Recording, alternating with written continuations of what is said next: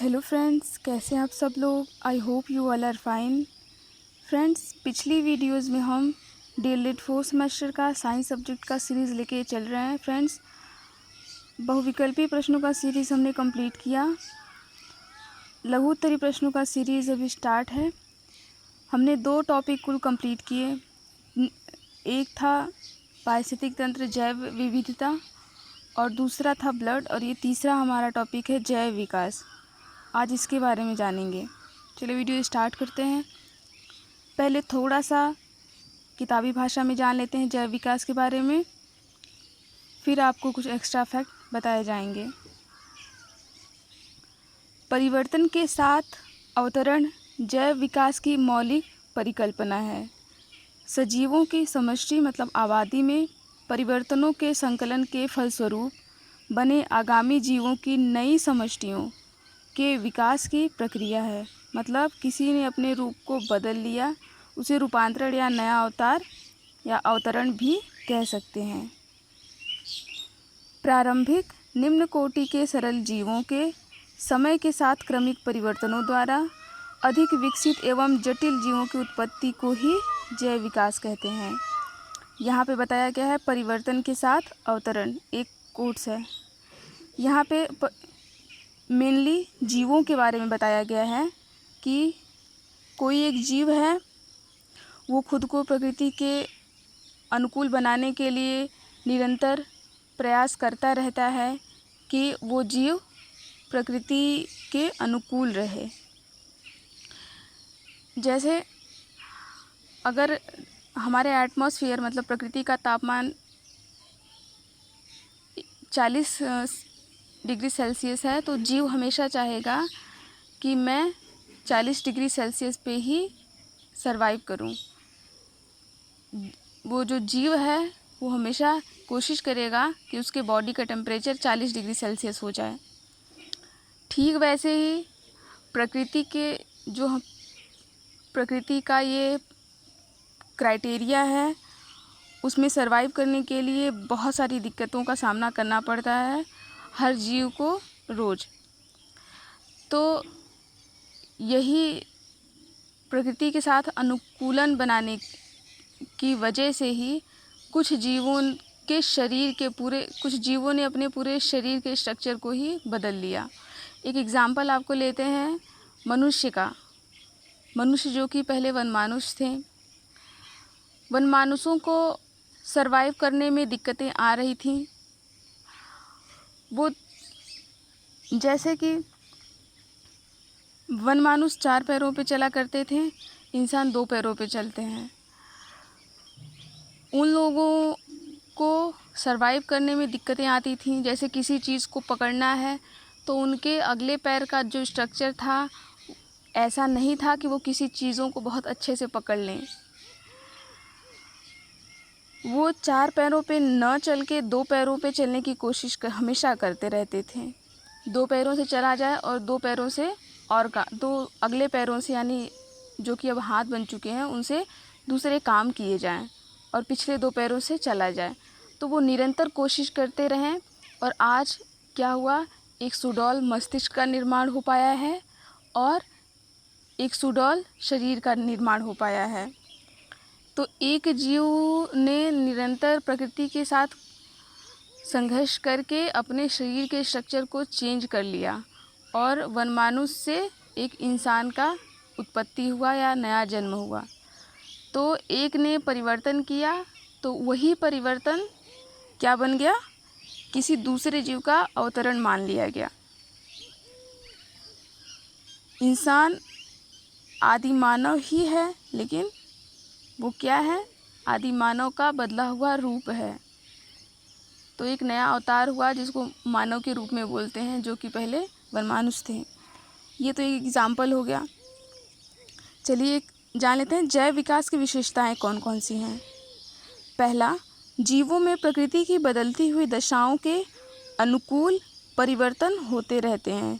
इन्हीं परिवर्तनों के फलस्वरूप नए जीव बनते रहते हैं। यहाँ बताया गया है कि प्रकृति की जो सिचुएशंस हैं उनमें लगातार परिवर्तन होता रहता है। जैसे आप जानते हैं कि पहले हमारा एटमॉस्फेयर का टेम्परेचर कुछ और था 10 साल पहले, और आज कुछ और है। 10 साल पहले जो ग्लेशियर्स थे उनकी सिचुएशंस कुछ और थी, और आज कुछ सिचुएशंस और हैं। 10 साल पहले जो हमारे वन क्षेत्र थे उनकी सिचुएशंस कुछ और थी, और आज कुछ और हैं। देखते हैं। तो ठीक यही सब जो प्रकृति में चेंजेस आ रहे हैं, तो इन चेंजेस के अनुसार खुद को अनुकूल बनाने की कोशिश हर एक जीव लगातार कर रहा है।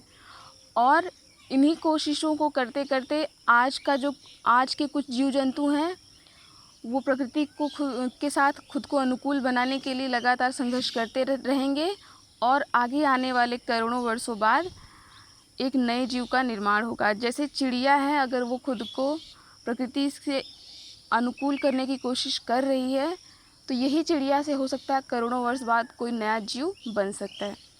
एक छोटा सा एग्जाम्पल रहा, थोड़ा लेंदी। दूसरा, प्रकृति की वातावरणीय दशाएं सदैव बदलती रहती हैं। तीसरा, जीवों में आदिकाल से ही परिवर्तन होते आ रहे हैं, आज भी हो रहे हैं और भविष्य में भी होते रहेंगे। नेक्स्ट, नए जीवों तथा नई जातियों की उत्पत्ति जटिल एवं धीमी प्रक्रिया है जो हजारों वर्षों में पूर्ण होती है। अतः इस प्रकार के जीवों को दूसरे प्रकार के जीवों में बने देखना संभव नहीं है। जैसे वनमानुष से मानव के प्रति यहाँ बताया गया है कि जो जीव जंतुओं की जो बदलने की प्रक्रिया है वो करोड़ों वर्षों में पूरी होती है। बहुत ही धीमी प्रक्रिया है, बहुत धीमी गति से वो उनके बॉडी स्ट्रक्चर में चेंजेस आ रहे हैं। तो ये करोड़ों वर्षों बाद एक नए जीव में बदल जाएंगे।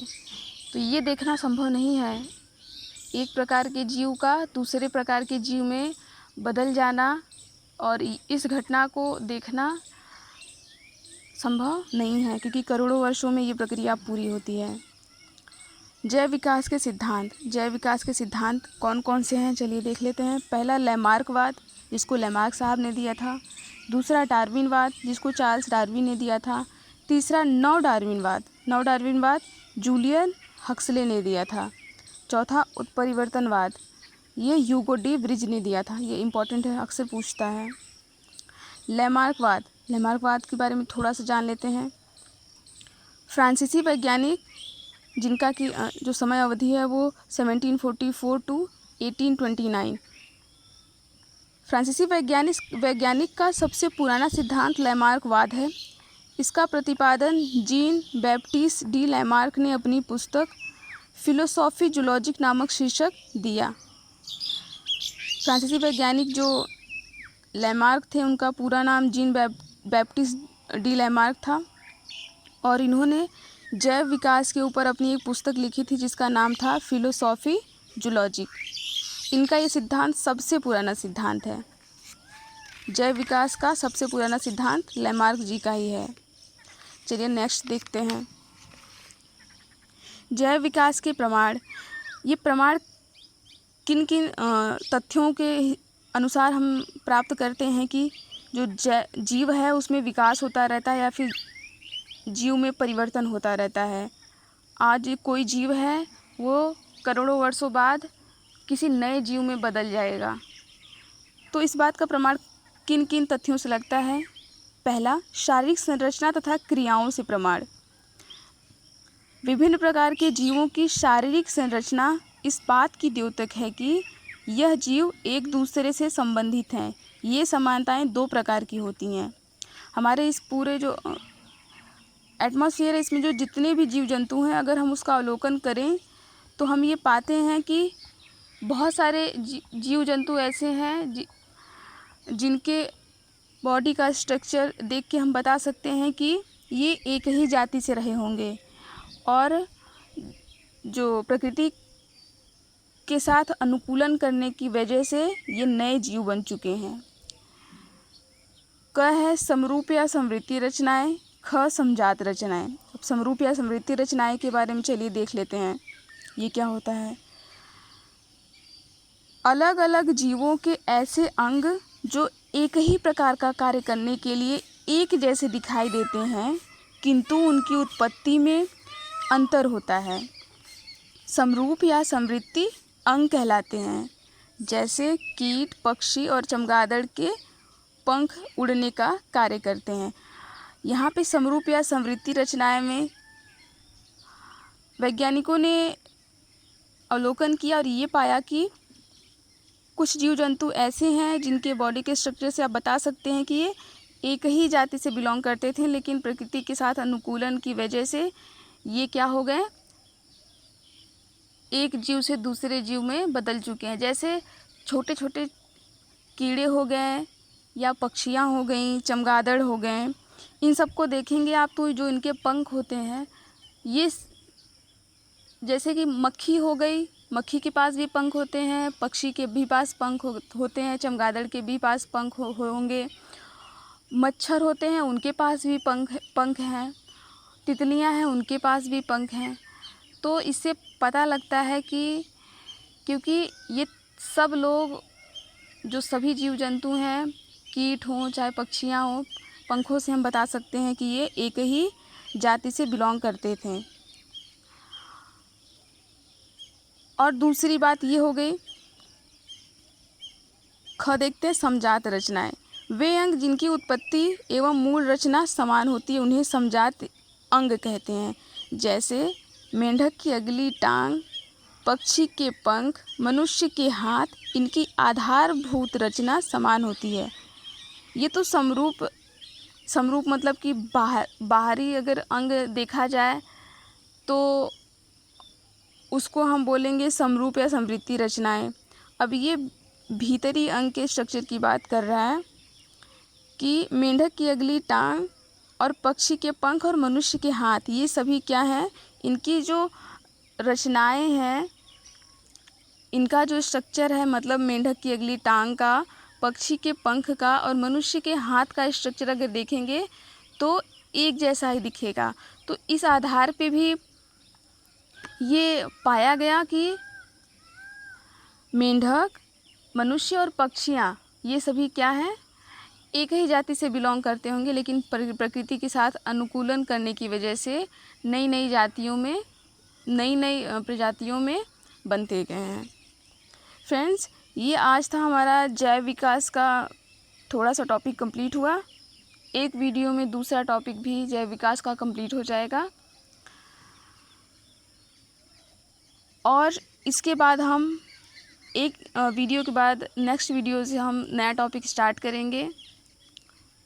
कम वीडियो में ही आपका साइंस का पोर्शन कंप्लीट हो जाएगा। इसके बाद हम मैथ्स का सीरीज़ स्टार्ट करेंगे। प्लीज़ कमेंट सेक्शन में बताइएगा कि साइंस के पोर्शन के बाद हम मैथ्स का सीरीज़ तुरंत स्टार्ट कर दें या फिर कोई और सब्जेक्ट का सीरीज़ स्टार्ट करें।